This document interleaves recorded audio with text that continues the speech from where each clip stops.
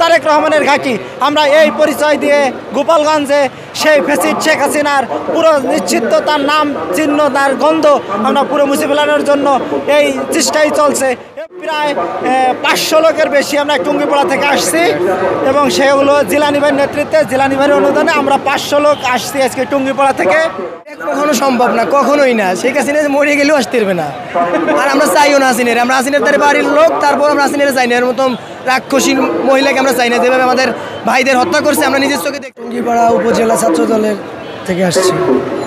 আমরা গত আওয়ামী ফেসিবাদের সময় আমরা অনেক কারাবন্দী, অনেক নির্যাতিত, অনেক নিপীড়িত হয়েছি। আমরা ছাত্রলীগের সন্ত্রাসী হামলার শিকার হয়েছি। তখন আমরা কখনোই মানে প্রকাশ্যে ছাত্রদল করতে পারি নাই।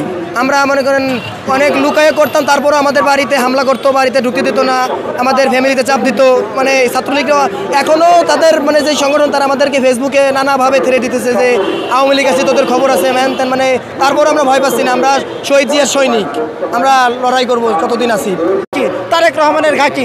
আমরা এই পরিচয় দিয়ে গোপালগঞ্জে সেই ফ্যাসিস্ট শেখ হাসিনার পুরো নিশ্চিত তার নাম চিহ্ন তার গন্ধ আমরা পুরো মুছে ফেলানোর জন্য এই চেষ্টাই চলছে।